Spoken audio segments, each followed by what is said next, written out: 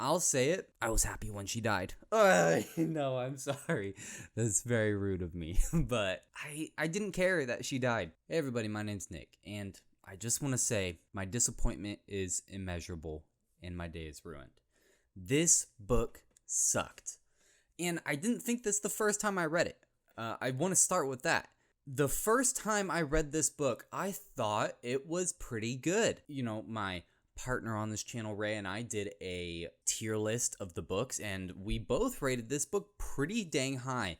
And this time, reading this book, it was glaringly apparent that this was a bad book. And let me tell you why. First and foremost, and the most glaring and awful issue that I saw was Brandon Sanderson totally ruined these characters, especially the main characters, and he does not know, at least at this time, he did not know how to write this dialogue. All of the dialogue in this book is totally cringe and feels completely unauthentic. Anytime characters interact with each other in this book, it just feels so uptight and weird, and it's really bad. Now, I think one of the big differences and the reason why I felt this way more this time than I did on my first read of this book, this was my second read of this book, A Memory of Light, book 14 of the Wheel of Time series, is the first time I read it,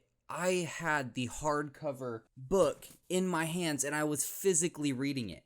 This time, I didn't do that. I now have found it more time efficient and easier for me to just go ahead and use audiobooks.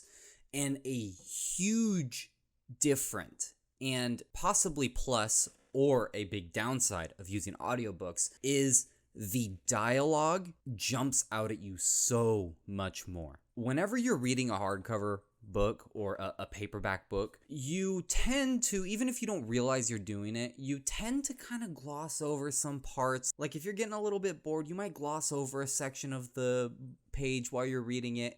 You might not pay so much close attention to the dialogue that's going on, to the descriptions that are happening. And when you are having a book read to you via audiobook, you have to listen to every single word that this person is saying. If you zone out, you're going to miss what has happened completely. You're not just going to kind of get that skim. You're going to totally miss everything. And so it makes it much more glaring whenever there's issues, especially with dialogue, because the dialogue is so much more pronounced. And having this dialogue read to me was totally apparent in this book. Everything about the dialogue was terrible. A big example I can give of what I thought was really bad dialogue that just didn't feel right was whenever Rand goes to the Shan-Chan Empress and Matt is there and, you know, they just got done banging in the garden. I just felt that whole scene of dialogue, while it was supposed to be like two friends meeting up again and they're being silly together and it was like, haha, you know, we are boasting about our accomplishments and I'm winning in this. But it didn't feel like that to me. It felt very cringe. It felt very weird. It felt out of place, especially since Matt has been completely changed by Brandon Sanderson, which is another big issue I have, is how Brandon Sanderson he has no regard for how characters acted and were written prior to him taking over these books, and he just does whatever he wants, which he is the new author. But I would think that he would take more care to write these characters, or at least try to write the characters more true to how they have been brought up in the previous books.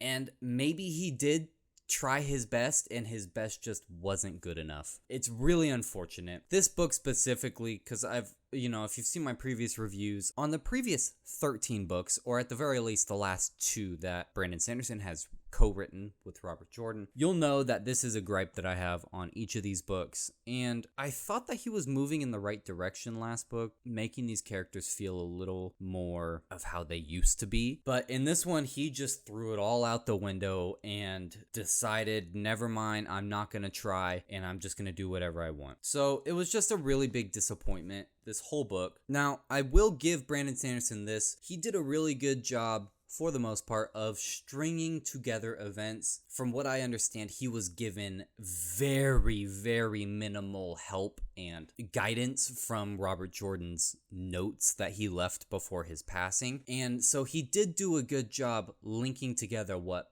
Robert Jordan left for him and the events to do all that and everything that happened. A lot of the stuff was really cool, even if I didn't like some of those things from a personal taste, and I'll go into that a little bit later, but I just wanted to give my general overview first. Now, I will say he did do that well, but it's just, the story just wasn't good enough to overcome the terrible characters, dialogue, the awful jokes that he writes. Oh my gosh, just the worst, and just the overall human interactions in the books. He's just bad at it. And, you know, I really enjoyed his Stormlight Archive books whenever I read them, and this is making me wonder if I was wrong to read those. I wanted to go over and reread those books soon, but I'm really scared to do that now because of how this book has turned out to me on the second read through. I've read all of Robert Jordan's books that he's written prior to this multiple times, especially the first 4 or 5, but I've always kind of petered off before actually getting to these ending books. So in my mind, I remembered them being decent with what Brandon Sanderson was given. But this time around, I don't think that, and I think Brandon Sanderson did a very poor job of writing this book, unfortunately. And I feel kind of bad saying that because Brandon Sanderson seems like a nice guy, and I feel bad putting this out there, but luckily he'll never see this. And if he does, sorry. Everyone has their own tastes. But overall, that's what I thought. I'm going to get into a few of the specific things in the events and what I thought was really poorly done or done well. There's not a lot of that, unfortunately. But I want to get into the specifics of it now. First off, and what I thought was a really odd decision to highlight was this focus on power-wrought weapons. Brandon Sanderson, he did this in the last book too, whenever Perrin rediscovered, or when Perrin assisted in the rediscovery of creating power-wrought weapons. The focus on getting them churned out was really weird because there's no apparent additional benefits of having a power-wrought weapon prior to Brandon Sanderson taking over the story, and even after he took it over. I don't remember reading a single part where it was specified that somebody had a power-wrought weapon and it did something for them specifically. So I don't understand why they seem to have just been a sign of status. There wasn't really anything that I saw happen that led me to believe that these were important, so I don't understand why he focused on these being important in this book. They don't do anything. Now, another thing that I really disliked in this book, in a story decision, I'm not really going to go over any specifics on dialogue. There's a ton of events and things that I could point to, but I'm just not going to do that. But I really hated the Rand and Egwene fight over the seals. It seemed very out of character. These two people that are now rulers of their respective sides on a battlefield, and right before the last battle, Egwene is threatening to go to war with Rand because he wants to break the seals, and she is just being hard-headed and thinks that he shouldn't, so she's threatening war with him instead of asking like, hey, why do you think you should break the seals? And then trying to convince him otherwise. It's just really annoying to me. It didn't feel right. And overall in this entire series, before Brandon Sanderson took it over, I've hated Egwene, and it has only gotten worse aside from like a couple of moments where she kind of redeemed herself almost, but then just got worse again. And that didn't change in this book. I'll say it, I was happy when she died. No, I'm sorry. That's very rude of me. But I didn't care that she died. And I thought the manner in which she died, what she was doing, was freaking lame. So to kind of skip to that really quick, just because I'm thinking about it, first off, Gawain is the biggest piece of garbage that has ever been written. He is such an unlikable character. It is insane. And this started, again, I'll point it out first. This started with Robert Jordan writing him. I think Gawain turned into this very unlikable character when he started out as a very likable character. And I don't know if that was intentional or if it's just something that kind of naturally happened while he was being written by Robert Jordan. He just kind of turned into this unlikable guy naturally through his writings. And then Brandon Sanderson just kind of kicked that up to 11 because he needed to write him into Egwene's storyline more. But man, he's so unlikable. He's so stupid and he's so selfish, trying to cover his selfishness up in this like self-righteousness instead. It's really weird how he just decides to put these rings on and kill himself, even though he's been warned about it. You know, granted, maybe that was the right decision at the time to do that because he had to help Egwene escape that camp, but I'm not convinced. And, you know, him blatantly going out to challenge Demandred to a duel was obviously a very selfish and stupid decision, and it's just like, he's so unlikable and I hated him. Additionally, Egwene was terrible. I absolutely hate this focus on Perrin saying, it's just a weave. It's such a stupid thing to focus on, and it makes no sense. This is like some weird Da Vinci Code stuff. It's weird. I'm at a loss for words on how stupid it is. It's just a weave. Oh, it's just a weave. Each weave has an opposite weave. I can counter Balefire, and because I just realized everything has an opposite, I can now counter it with the Flame of Tar Valon. It's so lame. It's so stupid. He being Brandon Sanderson, throws in this like random thought about Perrin saying, it's just a weave, a couple of times, thinking that that's gonna make it like make sense. And it just doesn't. It was so bad. So that was poorly written, I think, and it just added to Egwene being a bad character, a bad person as a character, in my opinion, and I just hated her. She sucked, and I was not upset when her and Gawain died, unfortunately. Now, on a light note, I've been bagging on this book hardcore now for probably, 20 minutes. One thing I will say that I did like was that Brandon Sanderson really did not hold back on killing characters. I did like that, with the exception of, and this is a huge mark against him, Bella. If I'm not mistaken, Bella died in this book, and that is the biggest mistake I have ever seen written in my entire life. It was so terrible. With the exception of that, I think, having Swan and Gareth dying, even though they had Min's viewing, like you thought, oh, they're okay, they're gonna survive now. But no, it turns out that they didn't. And then because Swan dies, Gareth then goes into a rage and he dies too. I thought that was cool. Rhuarc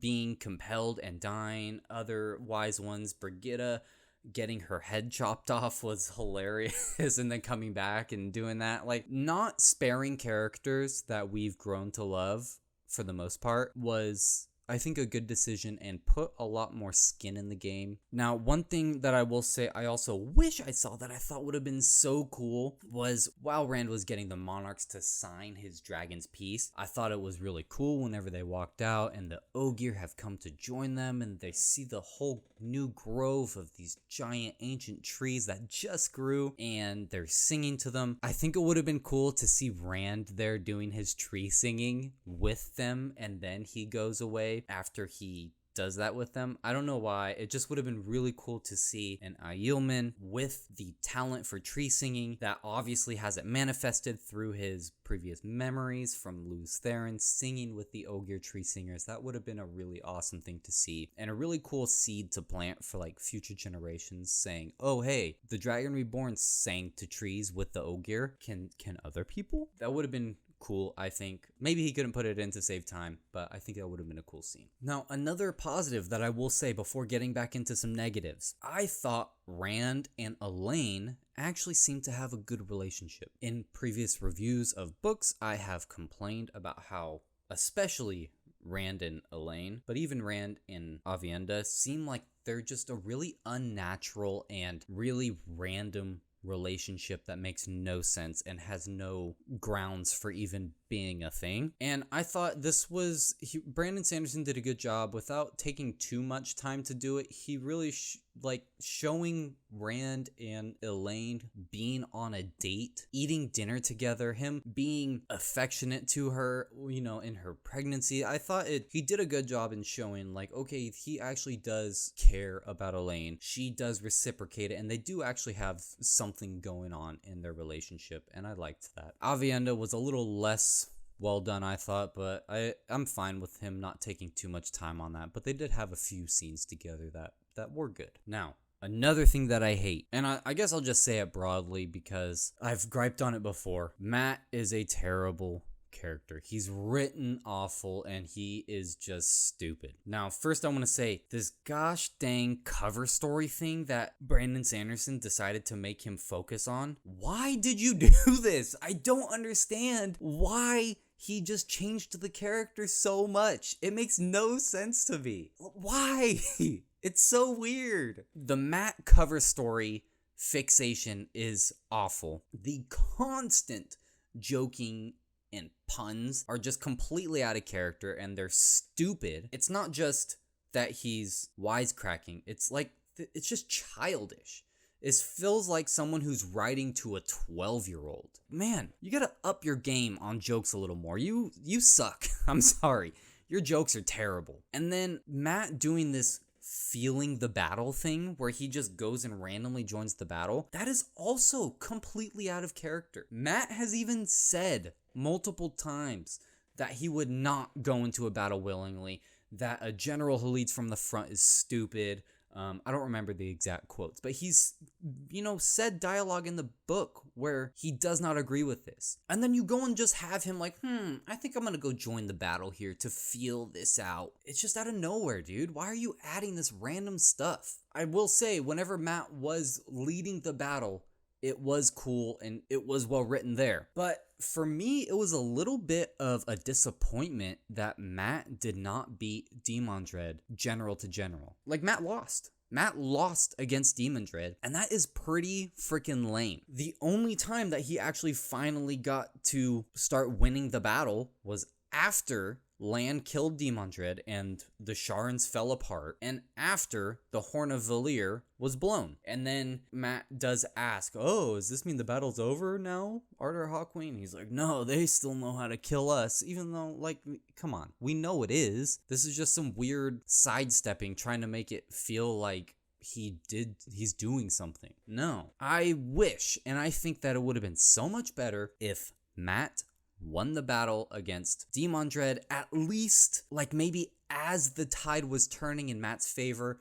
Then Lan came and beheaded him, killed Demandred, and then they really started to get the ball rolling and got everything. At least so we saw that Mat was starting to win, and that Mat's military genius was not far better, but at least better than Demandred. Instead, Mat was losing, and he got saved because Demandred died. And I think that was pretty lame, and just lame for Mat as a character. Additionally, for Mat, what a stupid way to kill Podon Fane. This being, Podon Fane, that has been alive since book 1, has been transformed, who has had arguably some of the most character development out of any of these characters in the entire series. This being that single-handedly killed a worm, a 50-foot man-eating, Trolloc-eating, Myrddraal-eating, whatever-eating worm in the Blight, has taken control of Trolloc minds and human minds and turned them against each other and is feeding off of all their souls. Mat plays dead, grabs him by the throat, and somehow this guy, he's fumbling around for his dagger and he can't find it. And then Mat gets the dagger and stabs him with his own dagger in the chest. Stupid. Such a lame decision. It's a disappointment. All of these issues that I just outlined, these are some of the most egregious issues and a couple of the things that I did like. And those coupled on top of the awful dialogue and everything that I mentioned before just really ruined this book for me. And I don't know, did it ruin Brandon Sanderson as an author for me? I know his Secret Project number 3 just came out at the time of me recording this, so I'm going to be reading that next. And I'll let you know whether my taste in Brandon Sanderson's books has changed because of this. Again, I think this book is terrible. And if you have only ever read this series once or read this book once and you have fond memories of it, don't read it again. You're better off remembering it the way you do, because I wish I had not reread this book because I would have thought much better of it. I'm going to do a revised tier list as well of the Wheel of Time, not including New Spring. I'm kind of burnt out on Wheel of Time right now, and I just don't think I'm going to read the prologue. So, up next, Secret Project number 3 by Brandon Sanderson. Ray and I are doing book 5 of the Lightbringer series coming up here soon, so keep an eye out for that. We're also going to be reviewing The Witcher Season 3 here shortly, so if you're interested in all that, please keep an eye out for it. Like, subscribe, and everyone, thanks for watching.